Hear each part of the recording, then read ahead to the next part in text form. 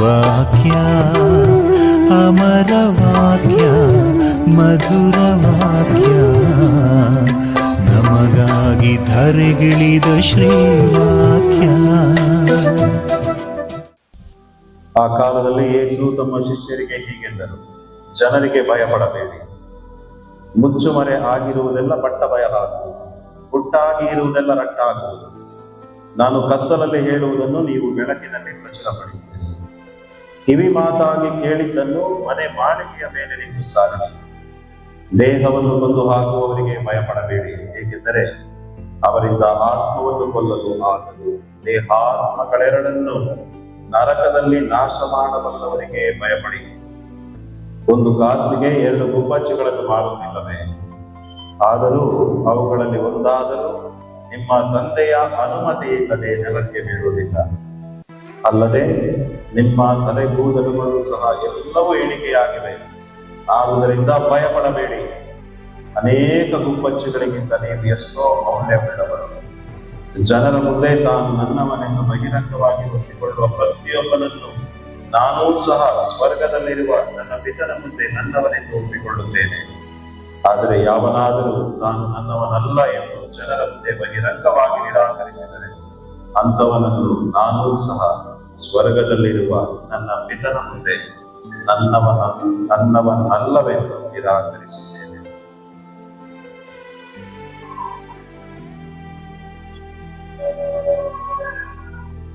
ಪ್ರಭುವಿನ ಶುಭ ಸಂದೇಶ.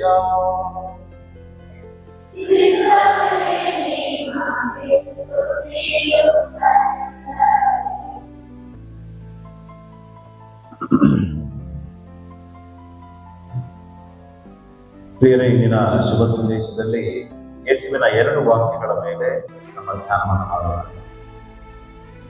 ಯೇಸು ಸ್ವಾಮಿ ಮೊದಲು ಹೇಳ್ತಾರೆ ಭಯಪಡಬೇಡಿ ಅಂತ ಹೇಳ್ತಾರೆ, ಆಮೇಲೆ ಹೇಳ್ತಾರೆ ಭಯಪಡಿ ಅಂತ ಹೇಳ್ತಾರೆ.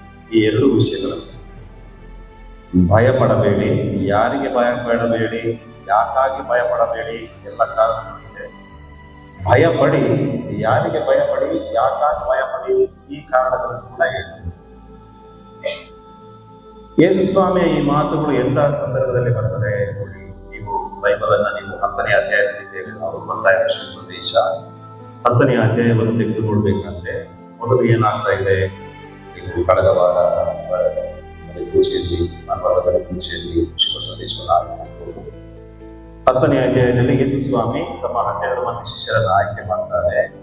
ಮಾತ್ರವಲ್ಲ, ತಮ್ಮ ಕಾರ್ಯವನ್ನ ಮಾಡಲು ಅವರನ್ನ ಕಳಿಸುತ್ತಾರೆ. ಶುಭ ಸಂದೇಶ ಪ್ರಸಾರ ಕಾರ್ಯ, ಗುಣಪಡಿಸಲು, ದೆವ್ವಗಳನ್ನ ಬಿಡಿಸಲು, ಎಲ್ಲವನ್ನ ಮಾಡಲು ಕಳಿಸಿಕೊಡ್ತಾರೆ. ಅಂದ್ರೆ ತಾನು ಮಾಡುವಂತಹ ಕೆಲಸವನ್ನ ನನ್ನ ಶಿಷ್ಯರು ಕೂಡ ಮಾಡಬೇಕು ಅಂತ ಹೇಳಿ ಅವರನ್ನ ಕಳಿಸ್ತಾರೆ. ಅಷ್ಟು ಮಾತ್ರವಲ್ಲ, ಕಳಿಸುವಾಗ ನನಗೆ ಏನು ಅನುಭವಿಸಲಿಕ್ಕೆ ಸಿಕ್ತು ಜನರಿಂದ, ಅದು ನಿಮಗೂ ಕೂಡ ಅನುಭವ ಆಗ್ತದೆ, ನಿಮಗೂ ಕೂಡ ಅನುಭವಿಸಲಿಕ್ಕೆ ಇದೆ. ಈ ಸತ್ಯವನ್ನ ಅವರ ಕಣ್ಣ ಮುಂದೆ ಇಟ್ಟು ಕಳಿಸ್ತಾರೆ. ತಾವು ಏನೆಲ್ಲ ಕಷ್ಟ, ನೋವು, ಸಮಸ್ಯೆಗಳನ್ನ ಎದುರಿಸಿದ್ರು ಜನರಿಂದ, ನೀವು ಕೂಡ ಎದುರಿಸ್ತೀರಾ, ಅದನ್ನ ಹೇಳಿನೇ ಕಳಿಸ್ತಾರೆ. ನೀವು ನೋಡ್ಬೋದು. ಕೊನೆಗೆ ಅವರು ಏನ್ ಹೇಳ್ತಾರೆ ನೋಡಿ, ಗುರುವಿಗಿಂತ ಶಿಷ್ಯರು ಶ್ರೇಷ್ಠರಲ್ಲ, ದಾಸನಿಗಿಂತ ದಣಿಯು ಶ್ರೇಷ್ಠರಲ್ಲ. ಅಂದ್ರೆ ನನಗಿಂತ ಜಾಸ್ತಿ ನಿಮಗೂ ಸಿಗ್ಬೋದು, ಹೇಳಕ್ಕಾಗಲ್ಲ. ಯಾಕಂದ್ರೆ ನೀವು ನನಗಿಂತ ಏನು ದೊಡ್ಡವರಲ್ಲ. ಈ ಒಳ್ಳೆ ಕೆಲಸಗಳನ್ನ ಮಾಡ್ಬೇಕಾದ್ರೆ ನೀವು ಕಷ್ಟಗಳನ್ನ, ಸಮಸ್ಯೆಗಳನ್ನ ಎಲ್ಲವನ್ನ ಎದುರಿಸಬೇಕಾಗ್ತದೆ. ಆದರೆ ಭಯಪಡಬೇಡಿ. ಭಯಪಡಬೇಡಿ. ಯಾರಿಗೆ ಭಯಪಡಬೇಡಿ? ಇವತ್ತಿನ ಶುಭ ಸಂದೇಶದ ಮೊದಲನೆಯ ವಾಕ್ಯ, ಯಾರಿಗೆ ಭಯಪಡಬೇಡಿ? ಯಾರಿಗೆ ಇಲ್ವಾ? ಅಲ್ಲಿ ದೇಹವನ್ನು ಕೊಂದು ಹಾಕೋರು ಅಂತ ಹೇಳಿ ಅವರು ಮೊದಲನೇ ವಾಕ್ಯ 26ನೆಯ ವಚನ ಏನ್ ಹೇಳ್ತಾ ಇದ್ದಾರೆ, ಮನುಷ್ಯನಿಗೆ ಭಯಪಡಬೇಡಿ. 2 ಬಾರಿ 3 ಬಾರಿ ಹೇಳ್ತಾ ಇದ್ದಾರೆ ಪ್ರಾರಂಭದಲ್ಲೇ. ಜನರಿಗೆ ಭಯಪಡಬೇಡಿ. ಯಾರಿಗೆ ಭಯಪಡಬಾರದು ನಾವು? ಮನುಷ್ಯರಿಗೆ ಭಯಪಡಬಾರದು ನಾವು. ಭಯ ಅಂದ್ರೆ ಇದು ಸಾಮಾನ್ಯ ಭಯ ಅಲ್ಲ. ಯೇಸು ಸ್ವಾಮಿ ಮಾತನಾಡುತ್ತಿರುವಂತಹ ಭಯ ಸಾಮಾನ್ಯ ಭಯ ಅಲ್ಲ. ಗ್ರೀಕ್ ಮೂಲ ಭಾಷೆಯಲ್ಲಿ, ಶುಭ ಸಂದೇಶದ ಮೂಲ ಭಾಷೆಯಲ್ಲಿ ಅದಕ್ಕೆ ಯಾವ ಪದವನ್ನು ಉಪಯೋಗಿಸಿದ್ದಾರೆ? ಫೋಬೇಯೋ. ಅದರಿಂದಲೇ ಇಂಗ್ಲಿಷ್ ಪದ ಫೋಬಿಯಾ, ಅದರಿಂದಲೇ ಬಂದಿದ್ದು ಗ್ರೀಕ್ ಶಬ್ದದಿಂದ. ಫೋಬಿಯಾ ಅಂದ್ರೆ ನಿಮಗೆ ಗೊತ್ತು, ಅದು ಕೇವಲ ಭಯ ಅಲ್ಲ. ಫೋಬಿಯಾ ಅಂದ್ರೆ ಅದು ವಿಚಿತ್ರ ಭಯ, ಹತೋಟಿಗೆ ಸಿಗದಂತಹ ಭಯ, ನಮ್ಮನ್ನ ಹತೋಟಿಯಲ್ಲಿರುವಂತಹ ಭಯ, ನಮ್ಮ ಸಂಪೂರ್ಣ ಜೀವನವನ್ನ ಹತೋಟಿಯಲ್ಲಿ ಇರುವಂತಹ ಭಯ, ಆ ನಿಯಂತ್ರಿತ ಭಯ. ನಮ್ಮ ನಿಯಂತ್ರಣ, ಆ ಭಯದ ಮೇಲೆ ನಮಗೆ ನಿಯಂತ್ರಣ ಇರುವುದಿಲ್ಲ. ನೀವು ಕೇಳಿರ್ಬೋದು ಈ ಫೋಬಿಯಾ ಇದೆ, ಆ ಫೋಬಿಯಾ ಇದೆ ಅಂತ ಹೇಳಿ. ನಮ್ಮನ್ನ ಸಂಪೂರ್ಣವಾಗಿ ನಿಯಂತ್ರಣದಲ್ಲಿರುವಂತಹ ಭಯ, ಅದು ಯಾರಿಂದ ಬರ್ತಿದೆ? ನಮಗೆ ಮನುಷ್ಯರಿಂದ. ಕಾರಣಗಳನ್ನ ಕೊಡ್ತೇನೆ ಯಾಕೆ ಅಂತ ಭಯ ನಮ್ಮಲ್ಲಿ ಎಲ್ಲರಲ್ಲೂ ಬೇರೆ, ನಮ್ಮೆಲ್ಲರಲ್ಲಿ ಕೂಡ ಇದೆ. ಈ ಫೋಬಿಯಾ ಅನ್ನೋದು ಮನುಷ್ಯರಿಂದ ನಮಗೆ ಸಿಗ್ತದೆ. ಯಾಕೆ ಸಿಗ್ತದೆ? ಕಾರಣ ಈ ಅನಿಯಂತ್ರಿತ ಭಯ. ಮೊದಲನೇದಾಗಿ ಮನುಷ್ಯ ಸಮಾಜ ಜೀವಿ. ಅರಿಸ್ಟಾಟಲ್ ಹೇಳ್ತಾರೆ, ತತ್ವಶಾಸ್ತ್ರದಲ್ಲಿ ಅವ್ರು ಹೇಳ್ತಾರೆ, human being is a social animal ಅಂತ ಹೇಳ್ತಾರೆ. ಮನುಷ್ಯ ಒಂದು ಸಮಾಜ ಜೀವಿ. ಸಮಾಜದಲ್ಲಿ ಬದುಕಬೇಕಾದ್ರೆ ಇತರರು ನನ್ನನ್ನ ಸ್ವೀಕಾರ ಮಾಡಬೇಕು, ಇತರರು ನನ್ನನ್ನ ಪ್ರೀತಿ ಮಾಡಬೇಕು, ಇತರರು ನನ್ನ ಮಾತಿಗೆ ಕೇಳಬೇಕು, ಇತರರು ನನ್ನ ಬಗ್ಗೆ ಒಳ್ಳೆಯದನ್ನು ಮಾತಾಡಬೇಕು, ಇತರರು ನನಗೆ ಒಳ್ಳೆಯದನ್ನೇ ಮಾಡಬೇಕು. ಈ ಆಸೆ ಎಲ್ಲರಿಗೂ ಕೂಡ ಇದೆ, ನಮ್ಮೆಲ್ಲರಿಗೂ ಕೂಡ. ಯಾಕೆ? ನಾವು ಮನುಷ್ಯ ಸಮಾಜ ಜೀವಿ. ಸಮಾಜದಲ್ಲಿ ಬರ್ಬೇಕಾದ್ರೆ ನನಗೆ ಎಲ್ಲರೂ ಕೂಡ ಒಳ್ಳೇದು ಮಾಡ್ಬೇಕು, ಒಳ್ಳೇದು ನನ್ನ ಬಗ್ಗೆ ಯೋಚನೆ ಮಾಡಬೇಕು, ಇದೆಲ್ಲ ಆಸೆ ಇದೆ ಮನುಷ್ಯನಿಗೆ. ಯಾರಿಗೆ ಇಲ್ಲ ನೋಡೋಣ, ಎಲ್ಲರಿಗೂ ಕೂಡ ಇದೆ. ಇಲ್ಲಿ ಕುಳಿತಿರುವಂತ ಎಷ್ಟು ಜನ ಗೊತ್ತಿದೆ, ಮಕ್ಕಳಿಂದ ಹಿಡಿದು ಅಲ್ಲೇ ಮುದುಕನವರೆಗೂ ಕೂಡ ಎಲ್ಲರಿಗೂ ಕೂಡ ಈ ಆಸೆ ಇದೆ. ಮನುಷ್ಯ ನನ್ನನ್ನ ಏನು ತನ್ನವನೆಂದು ಒಪ್ಕೊಳ್ಬೇಕು, ನನಗೆ ಪ್ರೀತಿ ಕೊಡಬೇಕು. ಆದ್ರೆ ಈ ಆಸೆಯೇ ನಮ್ಮನ್ನ ಈ ಭಯಕ್ಕೆ ತಳ್ತದೆ. ಈ ಫೋಬಿಯಾ, ನೀವು ಯಾವುದೇ ಸೈಕಾಲಜಿಸ್ಟ್ ಹೋಗಿ, ಯಾವುದೇ ಮನಶಾಸ್ತ್ರಜ್ಞ ಆಗಿರ್ಬೋದು, ನ್ಯೂರಾಲಜಿಸ್ಟ್ ಆಗಿರ್ಬೋದು, ಯಾರ ಕಡೆ ಹೋಗಿದ್ರೆ ಕೂಡ ಇದು ಸತ್ಯ ನೆನಪುವಾಗಿದೆ. ಈ ಆಸೆ ಉಂಟಲ್ಲ ಮನುಷ್ಯನಿಗೆ, ಬೇರೆಯವರು ನನ್ನನ್ನ ಪ್ರೀತಿ ಮಾಡಬೇಕು, ಸ್ವೀಕಾರ ಮಾಡಬೇಕು, ನಾನು ಹೇಳಿದ್ದನ್ನ ಕೇಳಬೇಕು, ನನ್ನ ಬಗ್ಗೆ ಒಳ್ಳೆದನ್ನೇ ಮಾತನಾಡಬೇಕು. ಈ ಆಸೆಯೇ ಮನುಷ್ಯನನ್ನ ಈ ಭಯಕ್ಕೆ ತಳ್ತದೆ. ಏನಾಗ್ತದೆ? ಯಾಕೆ ಭಯ ಬರ್ತದೆ? ನನ್ನ ಮಾತನ್ನ ಇವರು ಕೇಳುವುದಿಲ್ಲವಾದ್ರೆ, ಇವರು ನನಗೆ ಪ್ರೀತಿ ಮಾಡುವುದಿಲ್ಲವಾದ್ರೆ, ನನ್ನನ್ನು ಒಪ್ಪಿಕೊಳ್ಳುವುದಿಲ್ಲವಾದ್ರೆ, ನನ್ನನ್ನು ಏಕಾಂಗಿಯಾಗಿ ಬಿಟ್ಟರೆ, ನಾನು ಇದನ್ನು ಮಾಡಬೇಕಾದ್ರೆ, ನನ್ನ ಬಗ್ಗೆ ಎಲ್ಲ ಸಂಬಂಧ ಮಾತನಾಡಿದ್ರೆ, ಇದು ಭಯ. ಯಾರಲ್ಲಿಲ್ಲ ಈ ಭಯ? ಯಾರಲ್ಲಿಲ್ಲ? ಓಕೆ, ನೋಡಿ, ಭಯ ಎಲ್ಲಿಂದ ಬರ್ತದೆ? ಅನಿಯಂತ್ರಿತ ಭಯ. ಏನಾದರೂ ಮಾಡಿದ್ರೆ, ಏನಾದರೂ ಹೇಳಿದ್ರೆ, ಇದು ಎಲ್ಲರಲ್ಲಿಯೂ ಕೂಡ ಇದೆ. ನನ್ನಲ್ಲಿಯೂ ಕೂಡ ಇದೆ, ನಿಮ್ಮಲ್ಲಿಯೂ ಕೂಡ ಇದೆ, ಎಲ್ಲರಲ್ಲಿಯೂ ಕೂಡ ಇದೆ. ಮಾತ್ರ ಅಲ್ಲ ಪ್ರಿಯರೇ, ಈ ಭಯ ಇದೆ ಅಲ್ಲ, ಮನುಷ್ಯನ ಭಯ, ಬೇರೆಯವರು ನಮ್ಮನ್ನು ಪ್ರೀತಿ ಮಾಡುವಂತಹ ಭಯ ನಮ್ಮನ್ನ ದೇವರಿಂದ ದೂರಕೊಂಡು ಹೋಗ್ತದೆ. ಸತ್ಯ, ನ್ಯಾಯ, ನೀತಿಯ ಮಾರ್ಗದಿಂದ ನಮ್ಮನ್ನು ದೂರಕೊಂಡು ಹೋಗ್ತದೆ. ದೇವರ ಆಜ್ಞೆ ವಿರುದ್ಧವಾಗಿ ನಮ್ಮನ್ನು ಮಾಡುವಂತೆ ಮಾಡ್ತದೆ. ನನ್ನ ಎಲ್ಲ ನಿರ್ಧಾರಗಳನ್ನು ಕೂಡ ಬದಲಾಯಿಸ್ತದೆ. ನನ್ನ ಎಲ್ಲ ನಿರ್ಧಾರಗಳು, ನಾನು ಯಾವೆಲ್ಲ ಒಳ್ಳೆಯ ನಿರ್ಧಾರಗಳನ್ನು ತೆಗೆದುಕೊಂಡಿದ್ದೇನೋ ಆ ಎಲ್ಲ ನಿರ್ಧಾರಗಳನ್ನು ಕೂಡ ಬದಲಾಯಿಸ್ತದೆ ಈ ಭಯ. ಇದಕ್ಕೆ ಉದಾಹರಣೆ ನಾನು ನಿಮಗೆ ಈಗ ನಿಮ್ಮ ಮುಂದೆ ಹೇಳ್ತೇನೆ, ಕೆಲವೊಂದು ಉದಾಹರಣೆ. ಮೊದಲು ಅದಕ್ಕೆ ಬೈಬಲ್ನಲ್ಲಿ ಕೆಲವೊಂದು ಉದಾಹರಣೆಗಳನ್ನು ಕೊಡ್ತೇನೆ. ಹೇಗೆ? ಅರಸ ಸೌಲ, ಇಸ್ರಾಯೇಲರ ಪ್ರಪ್ರಥಮ ಅರಸ, ಮೊದಲನೆಯ ಅರಸ ಸೌಲ, ದೇವರಿಂದ ಆಯ್ಕೆಯಾದವನು. ಅವನು ದೇವರ ವಿರುದ್ಧ ಹೋಗ್ತಾನೆ. ದೇವರಿಗೆ ಮೆಚ್ಚುಗೆ ಆದದನ್ನು ಮಾಡುವುದಿಲ್ಲ, ದೇವರ ವಿರುದ್ಧ ಏನು ಮಾಡ್ತಾನೆ. ಸಮುವೇಲ ಪ್ರವಾದಿ ಅವನಿಗೆ ಬಂದು ಕೇಳ್ತಾನೆ, ನೀನು ಯಾಕೆ ಹೀಗೆ ಮಾಡಿದೆ? ನೀವು ಹೋಗಿ ಓದಿ 1 ಸಾಮುವೇಲ 15:24 ಅವನು ಹೇಳ್ತಾನೆ, ಜನರಿಗೆ ಹೆದರಿದೆ. ಜನರು ನನ್ನನ್ನು ಅಕ್ಸೆಪ್ಟ್ ಮಾಡಲ್ಲ ಆದ್ರೆ, ಸ್ವೀಕಾರ ಮಾಡುವುದಿಲ್ಲವಾದ್ರೆ, ಜನರು ನನ್ನನ್ನು ತಳ್ಳಿಬಿಟ್ರೆ, ಅದಕ್ಕೋಸ್ಕರ ನಾನು ದೇವರ ವಿರುದ್ಧ ಹೋದೆ. ಹೊಸ ಒಡಂಬಡಿಕೆಯಲ್ಲಿ ಪಿಲಾತ ತಿಳ್ಕೊಳ್ಳಿ, ಸತ್ಯ ಏನು, ಯೇಸು ಸ್ವಾಮಿ ಮುಗ್ಧ ವ್ಯಕ್ತಿ ಅಂತೇಳಿ ಅವನಿಗೆ ಗೊತ್ತಿತ್ತು. ಯಾವುದೇ ಅನ್ಯಾಯ ಮಾಡಿದ ವ್ಯಕ್ತಿ ಅಂತೇಳಿ ಪಿಲಾತನಿಗೆ ಗೊತ್ತಿತ್ತು. ಆದರೂ ಕೂಡ ಯೇಸುವಿನ ವಿರುದ್ಧ ಮರಣ ದಂಡನೆಯನ್ನು ಕೊಡ್ತಾನೆ. ಸತ್ಯ ಗೊತ್ತಿದ್ರು ಕೂಡ ಅವನು ಒಬ್ಬ ಇನ್ನಸೆಂಟ್ ವ್ಯಕ್ತಿ ಅಂತೇಳಿ ಗೊತ್ತಿದ್ರು ಕೂಡ ಅವನ ವಿರುದ್ಧ ಮರಣ ದಂಡನೆಯನ್ನು ಕೊಡ್ತಾನೆ. ಯಾರಿಗೆ ಹೆದರಿ? ಯೆಹೂದ್ಯರಿಗೆ ಎದುರು, ಜನರಿಗೆ ಎದುರು. ಪೇತ್ರ ಯೇಸುವನ್ನು ನಿರಾಕರಣೆ ಮಾಡ್ತಾನೆ. ಯಾರ ಮುಂದೆ? ಒಬ್ಬ ಸೇವಕಿಯ ಮುಂದೆ. ಅವಳಿಗೆ ಹೆದರಿ, ಎಲ್ಲಾದ್ರೂ ಇವತ್ತು ನಾನೆಲ್ಲಾದ್ರೂ ಹೇಳ್ಬಿಟ್ರೆ, ಇವ್ರು ನನ್ನನ್ನು ಏನಾದ್ರೂ ಮಾಡಿಬಿಟ್ರೆ ಹೆದರಿಕೆ. ನಮ್ಮ ಜೀವನದಲ್ಲಿ ನಾನು ಸಣ್ಣ ಉದಾಹರಣೆ ಕೊಡ್ತೇನೆ. ಈಗ ನನಗೆ ಒಂದು ಕಂಪ್ಲೇಂಟ್ ಬಂತು. ನಮ್ಮ ಕೆಲವು ಹುಡುಗರು ಬಲಿ ಪೂಜೆ ಟೈಮಲ್ಲಿ ಮೊಬೈಲ್ ಉಪಯೋಗಿಸ್ತಾರೆ. ಯಾಕೆ ಅವನು ಉಪಯೋಗಿಸ್ತಿದ್ದಾನೆ? ಯಾಕಂದ್ರೆ ನನ್ನ ಪಕ್ಕದಲ್ಲಿ ಕುಳಿತವನು ನನ್ನ ಫ್ರೆಂಡ್, ಅವನು ಕೂಡ ಮಾಡ್ತಾ ಇದ್ದಾನೆ. ನಾನು ಮಾಡುವುದಿಲ್ಲವಾದ್ರೆ, ನನಗೆ ಇವನು ನಾಳೆ ದಿನ ನಾನು ಹೊರಗೆ ಹೋಗ್ಬೇಕಾದ್ರೆ ನನ್ನನ್ನು ನನ್ನ ಜೊತೆ ಸೇರಿಸುವುದಿಲ್ಲವಾದ್ರೆ, ನನ್ನ ಫ್ರೆಂಡ್ಶಿಪ್ ಅನ್ನ ತೆಗೆದು ಹಾಳು ಮಾಡಿದ್ರೆ, ಓಕೆ, ಅವನ ಪಕ್ಕದಲ್ಲಿ ಕುಳಿತಿರುವಂತ ಒಬ್ಬ ವ್ಯಕ್ತಿ ನೋಡಿರ್ಬೋದು, ಹಿರಿಯ ವ್ಯಕ್ತಿ, ಹೇಳಿಲ್ಲ, ನನಗೆ ಬಂದು ಹೇಳಿಲ್ಲ, ಅಥವಾ ಅವರ ತಂದೆ ತಾಯಿಗೆ ಹೋಗಿ ಹೇಳಿಲ್ಲ. ಯಾಕೆ ಹೇಳಿಲ್ಲ? ನಾನು ಯಾಕೆ ಹೇಳ್ಬೇಕಪ್ಪ? ಬೇಕಾದ್ರೆ ಅವ್ರ ಮಗ ಮಾಡ್ಕೊಳ್ಳಿ, ನಾನು ಹೇಳಿದ್ರೆ ಅವ್ರು ನನ್ನ ವಿರುದ್ಧ ತಿರುಗಿ ಹೋಗಿದ್ರೆ, ಅಥವಾ ಈ ಹುಡುಗರು ನನಗೆ ವಿರುದ್ಧ ಮಾತನಾಡಿದ್ರೆ, ಭಯ ನಮ್ಮನ್ನು ಎಲ್ಲಿಗೆ ಕೊಂಡು ಹೋಗ್ತದೆ ನೋಡಿ. ಏನು ಹೇಳಬೇಕು ಅದನ್ನು ಹೇಳಲಿಕ್ಕೆ ಬಿಡುವುದಿಲ್ಲ, ಏನು ಮಾಡಬೇಕು ಅದನ್ನು ಮಾಡಲಿಕ್ಕೆ ಬಿಡುವುದಿಲ್ಲ. ಯಾರ ಭಯ? ಮನುಷ್ಯನ ಭಯ. ಮನುಷ್ಯನ ಭಯ. ಪ್ರಿಯರೇ, ನೋಡಿ, ನಾನೆಲ್ಲ ಓದಿದ್ದು, ಮರಣದ ಭಯಕ್ಕಿಂತಲೂ ಹೆಚ್ಚಿನ ಅತೀ ದೊಡ್ಡ ಭಯ ಅಂದ್ರೆ ಮನುಷ್ಯನ ಭಯ. ನೀವು ಒಪ್ಕೊಳ್ತೀರೋ ಬಿಡ್ತೀರೋ ಬಿಡಿ, ಇದು ಸತ್ಯ. ಮರಣ, ನೋವು, ರೋಗ ಎಲ್ಲಕ್ಕಿಂತಲೂ ಹೆಚ್ಚಿನ ದೊಡ್ಡ ಭಯ ಮನುಷ್ಯನ ಭಯ. ಅದಕ್ಕೋಸ್ಕರ ಯೇಸು ಸ್ವಾಮಿ ಏನ್ ಹೇಳ್ತಾರೆ? ಭಯ ಪಡಬೇಡ. ಯಾಕೆ ಭಯ ಪಡ್ತೀವಿ? ಮನುಷ್ಯನಿಗೆ ಯಾಕೆ ಭಯ ಪಡ್ತೀವಿ? ಭಯ ಪಡಬೇಡ. ಯಾಕೆ ಭಯ ಪಡಬೇಡ? ಕಾರಣ ಕೊಡ್ತಾರೆ. ಮನುಷ್ಯ ಯಾರು? ಮನುಷ್ಯ ಒಬ್ಬ ನಿಶ್ಶಕ್ತ, ನಿರ್ಬಲ, ಚಂಚಲ, ಧೂಳು.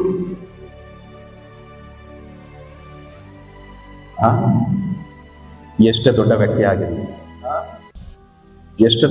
ಆಗಿರಲಿ, ಮನುಷ್ಯ ಯಾರು? ಮನುಷ್ಯ ಧೂಳು, ನಿಶ್ಶಕ್ತ, ನಿರ್ಬಲ, ಚಂಚಲ. ಅವನಲ್ಲಿ ಎಲ್ಲ ಮಾಡ್ಲಿಕ್ಕೆ ಆಗುದಿಲ್ಲ. ಅದಕ್ಕೋಸ್ಕರ ಯೇಸು ಸ್ವಾಮಿ ಏನ್ ಹೇಳ್ತಾ ಇದ್ದಾರೆ ಗೊತ್ತಾ? ಅವನು ಏನ್ ಮಾಡ್ಬೋದು? ಕೊನೆಯ ಪಕ್ಷ ನಿನ್ನ ದೇಹವನ್ನ ಸಾಯಿಸಿ, ನಿನ್ನನ್ನು ಕೊಂದು ಹಾಕ್ಬೋದು, ನಿನ್ನ ದೇಹವನ್ನ ನಾಶ ಮಾಡ್ಬೋದು. ಅಷ್ಟೇ ಅಲ್ವಾ, ಅದಕ್ಕಿಂತ ಹೆಚ್ಚು ಮಾಡ್ಲಿಕ್ಕೆ ಅವನಿಂದ ಏನು ಸಾಧ್ಯ? ಏನು ಮಾಡಲು ಸಾಧ್ಯವಿಲ್ಲ. ಅಂತಹ ಮನುಷ್ಯ ಅವನು. ನಾನು ಹೇಳಿದಿಲ್ಲ ನೋಡಿ, ಕೆಲವೊಂದು ವ್ಯಕ್ತಿಗಳನ್ನು ಗಮನಿಸಿ. ನಿನ್ನೆ ದಿನ ಒಳ್ಳೇದು ಮಾತನಾಡಿದವರು, ಹಾಗೆ ನನ್ನ ಬಗ್ಗೆ ನಿನ್ನೆ ದಿನ ಒಳ್ಳೆಯ ಮಾತನಾಡಿದವರು ಇವತ್ತು ವಿರುದ್ಧವಾಗಿ ಮಾತನಾಡ್ತಾರೆ. ನಿನ್ನೆ ದಿನ ವಿರುದ್ಧವಾಗಿ ಮಾತನಾಡಿದವರು ಇವತ್ತು ಒಳ್ಳೇದು ಮಾತನಾಡ್ತಾರೆ. ನಿನ್ನೆ ದಿನ ನನ್ನನ್ನು ಸ್ವೀಕರಿಸಿದವರು ಇವತ್ತು ನನ್ನನ್ನು ನಿರಾಕರಿಸ್ತಾರೆ. ನಿನ್ನೆ ನನ್ನನ್ನು ನಿರಾಕರಿಸಿದವರು ಇವತ್ತು ನನ್ನನ್ನು ಸ್ವೀಕರಿಸ್ತಾರೆ. ಹೇಗೆ? ಯಾಕೆ ಮನುಷ್ಯ ಯಾಕೆ ಹೀಗೆ ಮಾಡ್ತಾನೆ? ಯಾಕೆ ಮನುಷ್ಯ ಎದುರು? ಯಾವ ಮನುಷ್ಯನಿಗೆ ಎದುರು? ಯಾಕಂದ್ರೆ ಪ್ರಿಯರ, ಕೆಲವೊಮ್ಮೆ ನೋಡಿ, ಒಳ್ಳೆಯ ವ್ಯಕ್ತಿಗಳು ಒಳ್ಳೆಯ ಕೆಲಸಗಳನ್ನ ಮಾಡಬೇಕಾದ್ರೆ ನಾನು ನೋಡುವುದು, ಯಾವುದೇ ಧರ್ಮ ಕ್ಷೇತ್ರದಲ್ಲಿ ಆಗಿರ್ಬೋದು, ಕುಟುಂಬದಲ್ಲಿ ಆಗಿರ್ಬೋದು, ಕೆಲವರು ಮಾತನಾಡುವುದಿರ್ತಾರೆ. ಅವಾಗ ಬಂದು ನನಗೆ ಫಸ್ಟ್ ಕಂಪ್ಲೇಂಟ್ ಬರುವುದು ಏನ್ ಗೊತ್ತಾ? ಈಗೆಲ್ಲ ಮಾತನಾಡ್ತಾರೆ ಫಾದರ್, ನನಗೆ ಬೇಡವೇ ಬೇಡ, ನಾನು ಮಾಡುವುದೇ ಇಲ್ಲ, ನೀವು ಯಾಕೆ ಇದನ್ನ ಮಾಡುವುದಿಲ್ಲ? ಇದೆಲ್ಲ ಆಗಿದೆ ಫಾದರ್, ಜನರು ಹೀಗೆ ಮಾಡಿದ್ದಾರೆ, ಹಾಗೆ ಮಾಡಿದ್ದಾರೆ, ಹೀಗೆ ಮಾಡಿದ್ದಾರೆ, ಬೇಡವೇ ಬೇಡ, ಬಿಟ್ಟ. ನೋಡಿ, ಜನರ ಭಯ ನಿನ್ನನ್ನು ಎಲ್ಲಿಂದ ದೂರ ಕೊಂಡು ಹೋಗಿದೆ? ನೀನು ಮಾಡಬೇಕಾದಂತಹ ಒಳ್ಳೆಯ ಕೆಲಸದಿಂದ ನೀನು ಅನ್ಯಾಯ ಮಾಡುವಂತೆ ಮಾಡಿದೆ, ನೀನು ಕೆಟ್ಟದನ್ನು ನೋಡಿ ಕೂಡ ಸುಮ್ಮನಿರುವಂತೆ ಮಾಡಿದೆ. ಇದು ಜನರ ಭಯ. ಇನ್ನೊಂದು ಕಾರಣ ಕೊಡ್ತಾರೆ ಯಾಕೆ ನಾವು ಮನುಷ್ಯನಿಗೆ ಭಯ ಪಡಬಾರದು ಅಂತ ಹೇಳಿ. ಯಾಕೆ ಗೊತ್ತಾ? ದೇವರು ನಮ್ಮೊಂದಿಗೆ ಇದ್ದಾರೆ, ಅದಕ್ಕೋಸ್ಕರ ನಾವು ಭಯ ಪಡಬಾರದು. ಇವತ್ತಿನ ಮೊದಲನೇ ವಾಚನದಲ್ಲಿ ಯೆರೆಮೀಯ ಪ್ರವಾದಿ ಭಯ ಏನಿತ್ತು? ನನ್ನ ಆಪ್ತ ಮಿತ್ರರು, ನನ್ನ ಸಂಗಡಿಗರು ನನಗೆ ಏನಾದರೂ ಹೀಗೆಲ್ಲ ಮಾಡ್ತಾರಲ್ಲ. ನೋಡಿ, ಯೆರೆಮೀಯ ಪ್ರವಾದಿ ಮೊದಲನೇ ವಾಚನದಲ್ಲಿ ನನ್ನ ಸಂಗಡಿಗರು, ನನ್ನ ಆಪ್ತ ಮಿತ್ರರೆಲ್ಲ ಹೀಗೆ ಮಾಡ್ತಾ ಇದ್ದಾರಲ್ಲ, ಭಯ. ಆದ್ರೆ ಅವನು ಕೊನೆ ಇನ್ನೊಂದು ವಾಕ್ಯ ಹೇಳ್ತಾನೆ, ಆದರೆ ದೇವರು, ಸರ್ವೇಶ್ವರ ದೇವರು ನನ್ನೊಂದಿಗೆ ಇದ್ದಾರೆ, ಭಯಂಕರ ಶೂರನಂತೆ. ಅಂತಹ ದೇವರು ನನ್ನ ದೇವರು, ನನ್ನೊಂದಿಗೆ ಇರುವಂತಹ ದೇವರು, ನನ್ನನ್ನು ಅತಿಯಾಗಿ ಪ್ರೀತಿಸುವಂತಹ ದೇವರು. ಅದಕ್ಕೆ ಒಂದು ಒಳ್ಳೆಯ ಉದಾಹರಣೆ ಇವತ್ತಿನ ಶುಭ ಸಂದೇಶದಲ್ಲಿ ಯೇಸು ಸ್ವಾಮಿ ಹೇಳ್ತಾರೆ, ನೋಡಿ, ನಿಮ್ಮ ತಲೆಗೂದಲುಗಳು ಸಹ ಎಣಿಕೆ ಆಗಿದೆ. ನಿನ್ನ ತಲೆಗೂದಲು. ಇಲ್ಲಿ ಕೆಲವರು ನಮ್ಮ ಸ್ವಲ್ಪ ಕಡಿಮೆ ಕೂದಲಿದ್ದವರಿದ್ದಾರೆ, ಆದರೂ ಕೂಡ ನಿಮ್ಮ ತಲೆಗೂದಲು ಎಷ್ಟು ದಿನ ತನಕ ಗೊತ್ತಿಲ್ಲ. ಆದರೆ ದೇವರಿಗೆ ನನ್ನ ತಲೆಗೂದಲು ಎಷ್ಟಿದೆ ಅಂತಲೂ ಕೂಡ ಗೊತ್ತಿದೆ. ಅಂತಹ ದೇವರು. ಆದ್ದರಿಂದ ದೇವರು ಏನು ಮನುಷ್ಯನನ್ನ ನೋಡಬೇಡ, ಭಯ ಪಡಬೇಡ, ನನ್ನನ್ನು ನೋಡು, ದೇವರನ್ನ ನೋಡು, ದೇವರನ್ನ ನೋಡು. ಯಾವಾಗ ದೇವರಿಗೋಸ್ಕರ ನಾನು ಇದನ್ನ ಮಾಡ್ತಿರುವುದು ದೇವರ ನಾಮಕ ಮಹಿಮೆಗೋಸ್ಕರ. ಸರಿ ಇದೆ, ಮಾಡ್ತಾ ಇದ್ದು ನಾನು ದೇವರನ್ನ ನೋಡು. ಇವನು ಅವಳು ಏನು ಮಾಡ್ತಾ ಇದ್ದಾಳೆ, ಹೇಳ್ತಾ ಇದ್ದಾಳೆ, ಅದನ್ನ ನಾನು ನೋಡು. ಉದಾಹರಣೆ ಕೆಲವೊಂದು ಈಗ ನಾನು ಆ ಗಂಟೆ ಗೋಪುರದ ಮೇಲೆ ಹತ್ತಲಿಕ್ಕೆ ನನಗೆ ತುಂಬಾ ಆಸೆ, ಬಂದಾಗ್ಲಿಂದಲೂ ಆಸೆ ಇದೆ. ಇದುವರೆಗೂ ಕೂಡ ನಾನು ಹತ್ತಲಿಲ್ಲ ಗಂಟೆ ಗೋಪುರ. 2ನೇ ಸ್ಟೆಪ್ಪಿಗೆ ಹೋಗ್ತೇನೆ, ಕಾಲೆಲ್ಲ ನಡುತ್ತದೆ. ಯಾಕಂತ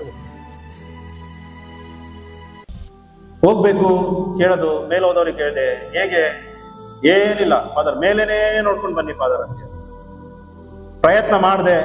2ನೇ ಗದಕ್ಕೆ ಹೋದೆ, ಮೇಲೇನೆ ನೋಡಿ, ಆಮೇಲೆ ಯಾಕೋ ಕೆಳಗನೆ ನೋಡ್ಬೇಕನ್ನಿಸ್ತು. ನೋಡ್ದೆ ಕೆಳಗೆ, ಬಿಡುವುದಿಲ್ಲ. ಪ್ರಪಂಚ ಇದೆ.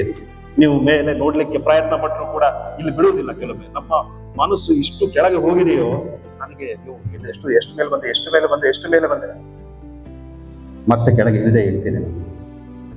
ಇನ್ನೊಂದು ಮೊನ್ನೆ ಒಂದು ಒಳ್ಳೆ ವಿಡಿಯೋ ಬಂತು, ನಿಮಗೆ ಸಿಕ್ಕಿದೆಯೋ ಗೊತ್ತಿಲ್ಲ. ನೀವು ಮನೆಗೆ ಹೋಗಿ ನೀವು ಟ್ರೈ ಮಾಡಿ, ಆಯ್ತಾ? ನೀವು ಈ ಕೋಲನ್ನ ಬೆರಳು ಮೇಲೆ ಹೀಗೆ ಇಡ್ತಾರಲ್ಲ, ಸ್ಟ್ರೈಟ್ ಇಡ್ತಾರಲ್ಲ, ಹೀಗೆ ಇಡ್ತಾರಲ್ಲ, ನೀವು ಮನೆಗೆ ಹೋಗಿ ಟ್ರೈ ಮಾಡಿ. ನಾನು ಇಲ್ಲಿ ಮಾಡುವುದಿಲ್ಲ, ಆಯ್ತಾ? ಹೀಗೆ ಇಡಿ, ನೀವು ಕೆಳಗಡೆ ನೋಡಿ, ನಿಮ್ಮ ಕೋಲು ನಿಮ್ಮ ಬೆರಳ ಮೇಲೆ 2 ಸೆಕೆಂಡ್ ಕೂಡ ಇರುವುದಿಲ್ಲ. ನೀವು ಅದೇ ಮೇಲೆ ನೋಡಿ, ನೀವು ಹೀಗೆ ಇಟ್ಕೊಳ್ಳಿ, 10 ಸೆಕೆಂಡ್ ಬೇಕಾದ್ರೆ ಇಡ್ತೀರ. ನೀವು ಮೇಲೆ ನೋಡ್ಬೇಕು. ಇವತ್ತು ಹೋಗಿ ಟ್ರೈ ಮಾಡಿ ಮನೆಯಲ್ಲಿ ಹೋಗಿ. ಕೆಳಗೆ ನೋಡಿದ್ರೆ, ನೀವು ಕೆಳಗಡೆ ನೋಡಿದ್ರೆ 1-2 ಸೆಕೆಂಡ್ ಕೂಡ ಇಡ್ಲಿಕ್ಕೆ ಆಗುದಿಲ್ಲ. ನೀವು ಹೋಗಿ ಟ್ರೈ ಮಾಡಿ. ಮೇಲೆ ನೋಡಿದ್ರೆ 10-15, ಕೆಲವರು 20 ಸೆಕೆಂಡ್ ಬೇಕಾದ್ರೆ ಇಡ್ತಾರೆ. ಎಲ್ಲಿ ನೋಡ್ಬೇಕು? ಮೇಲೆ ನೋಡಿ. ಮನುಷ್ಯನನ್ನ ನೋಡ್ಬೇಡಿ.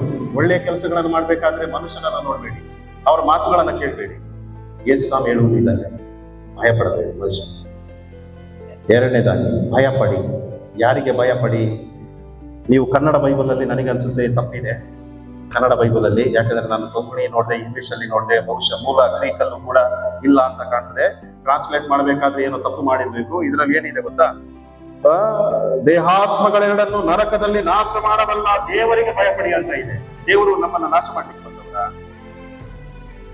ದೇವರು ನಮ್ಮನ್ನ ನರಕಕ್ಕೆ ದಬ್ಬಲು ಬಂದವರ? ಯಾಕೆ ಇಲ್ಲಿ ಇದೆ ನನಗೆ ಗೊತ್ತಿಲ್ಲ. ನೀವು ಹೋಗಿ ಬೇಕಾದ್ರೆ ನಿಮ್ಮ ಬೈಬಲ್ ಅಲ್ಲಿ ಒಂದು ಏನು ಬ್ಲಾಕ್ ಇಂಕ್ ನಲ್ಲಿ ಅದನ್ನ ತೆಗೆದುಬಿಡಿ. ಬಹುಶಃ ಟ್ರಾನ್ಸ್ಲೇಷನ್ ಪ್ರಾಬ್ಲಮ್ ಇದೆ. ಕೊಂಕಣಿಯಲ್ಲಿ ಇಲ್ಲ, ಇಂಗ್ಲಿಷ್ ಅಲ್ಲೂ ಕೂಡ ಇಲ್ಲ. ಯಾರು ನಮ್ಮನ್ನ ನರಕಕ್ಕೆ ದಬ್ಬುವವರು? ಸೈತಾನ ಮತ್ತೆ ನಾವು ಮಾಡುವಂತಹ ಪಾಪಗಳು. ನಮ್ಮ ಪಾಪಗಳು ನಮ್ಮನ್ನ ನರಕಕ್ಕೆ ದಬ್ತವೆ. ಅವರಿಗೆ ಭಯಪಡಿ, ಸೈತಾನನಿಗೆ ಭಯಪಡಿ ಅಂತ ಹೇಳ್ತೀವಿ. ಹೇಗೆ ಭಯಪಡಬೇಕು? ಸಿರಾಕನ ಗ್ರಂಥ 21:2 ನೋಡಿ, ಪಾಪದ ಬಳಿಯಿಂದ ಓಡಿಬಿಡು, ಹಾವಿಗೆ ಎದರಿ ಓಡುವವನಂತೆ. ಹಾವನ್ನ ನೋಡಿ ನಾವು ಹೇಗೆ ಎದುರಿ ಓಡ್ತೇವೆ, ಅಯ್ಯೋ ಹಾವು ಅಂತ ಹೇಳಿ, ಅದೇ ರೀತಿ ಪಾಪವನ್ನು ನೋಡಿ ನಾವು ಓಡ್ಬೇಕು. ಆದ್ರೆ ನಾವು ವಿರುದ್ಧ, ಉಲ್ಟಾ. ನಾವು ಯಾವುದಕ್ಕೆ ಹೆದರಬಾರ್ದು ಅದಕ್ಕೆ ಹೆದರುತ್ತಿದ್ದೇವೆ, ಯಾವುದಕ್ಕೆ ಹೆದರಬಾರ್ದು ಅದಕ್ಕೆ ಹೆದರುತ್ತಿದ್ದೇವೆ, ಯಾವುದಕ್ಕೆ ಹೆದರಬೇಕು ಅದಕ್ಕೆ ಹೆದರುತ್ತಿಲ್ಲ.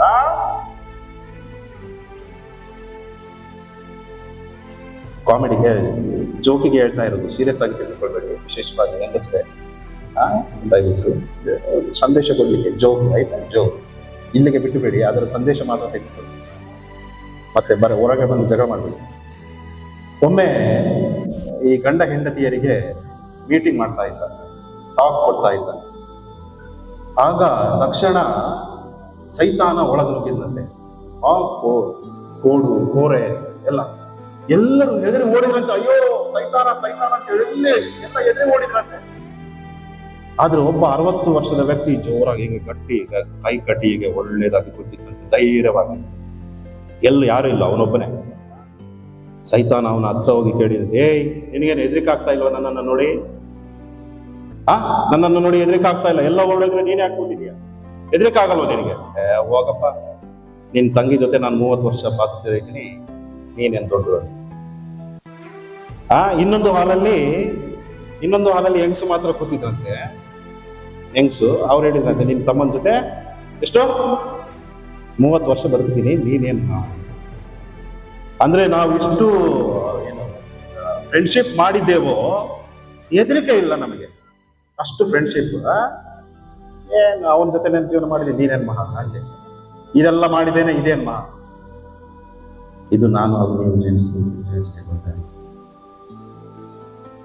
ಪ್ರಿಯರೇ, ಭಯಪಡಿ, ಪಾಪಕ್ಕೆ ಭಯಪಡಿ, ಪಾಪಕ್ಕೆ ಭಯಪಡಿ.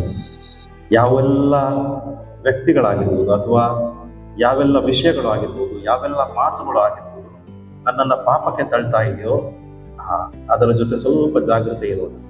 ಮನುಷ್ಯನಿಗೆ ಭಯಪಡಬೇಡಿ, ಮನುಷ್ಯನಿಗೆ ಭಯಪಡಬೇಡಿ. ನಿನ್ನನ್ನು ಪಾಪಕ್ಕೆ ಕೊಂಡು ಹೋಗ್ತಿರುವಂತಹ ಮನುಷ್ಯನಿಗೆ ಭಯಪಡಬೇಡಿ. ಧೈರ್ಯವಾಗಿ ಹೋಗ್ತಾರೆ, ಧೈರ್ಯವಾಗಿ ಹೋಗ್ತಾರೆ. ವಿಶೇಷ ಕೃಪೆಗಾಗಿ ಪ್ರಾರ್ಥನೆ.